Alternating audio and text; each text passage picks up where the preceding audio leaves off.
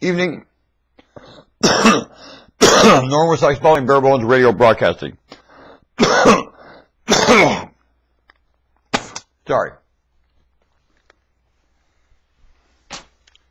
I want to ask you a question.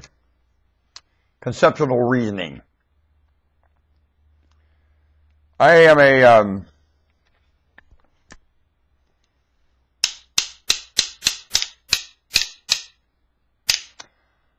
I don't like saying, you know what comes to my lips to say I don't like saying, because it's not really what's happening.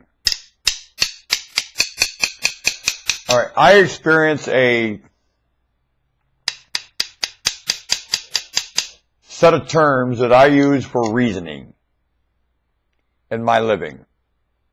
I'll rephrase that. I'll phrase that again. I experience a set of terms that I use for reasoning in my living. And I use these terms in a sequence of events in my mind that some deem as they call philosophy. In other words, it's a technique that I use to use these terms to reason with. One of the terms I use is the same as and or very cliche as this term God. In other words, it's a challenge. The term God is a challenge far more than a person or a place or a thing or an identity or something you can name or anything like that. It's a challenge that that term and these terms take on in your experience of living, that you are priority your life around that. You need to play this tape again and picture what I'm saying. Because that's what these people call all kinds of other names, and it doesn't phrase a thing. And I'll get down to the function that you're doing, and I'll phrase that function to you. And I do that function. And one of the aspects of that function is reasoning. And this God, I'm Jewish, this God of the Jewish people aren't going to lock on this God.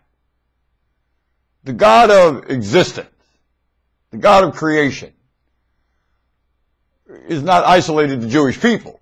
You say, that's our God. No, it isn't. God.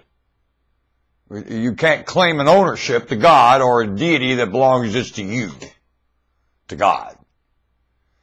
One thing, God is extremely mutual. Because that's the shape of this. God's hands are tied. Can God not? Can God do anything God wants? No. No, God can't do anything God wants. God is absolute about things that are going on long before God. Do things go on long before God? You bet. Creator. Is creator ahead of creation? Hell yes. Way ahead of creation. How old creator was before created, who knows? The childhood project, God only knows. Is creator maturing? You don't know anything about creator. Does creation tell you anything about the life, existence of creator? Does creation say anything about it? No!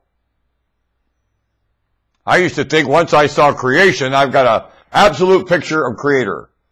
Till I got a good handle of creation, a little bit of the patterns of it. And then I went to the Lord first and I got you, and the Lord said, you're an idiot. You ain't got nothing, dork. Well, it reminded me that there's so much evidence here that doesn't say anything about what did it. The evidence and or the it that did it.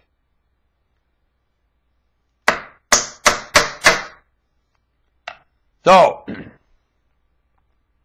using Kirchhoff's law that what came out went in. Well, a lot came out, and it doesn't tell you about anything went in either. That doesn't say one thing about what went in. No, it doesn't. I sometimes think that using Kirchhoff's law that I get a picture of somewhat of what did this.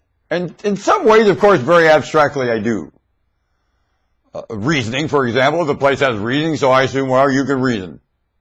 There's reasoning here. Could you build reasoning if you don't have any? And the Lord said, yep.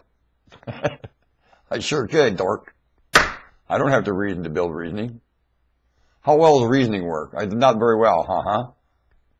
So, it appears to me that whatever did this shot from the hip and doesn't necessarily do anything this does. Humans combust. So I find the internal combustion motor a reflection somewhat of a human anatomy. It's internal combustion. So I can see that in most cases, most every invention is a copy of something else going on, and they just build an invention to do that. When they saw what was going on in existence and creation and how that did, they said, hey, I can take that, build an invention, does the same thing, and do something with it. And they did. And that's what we use every day, these inventions.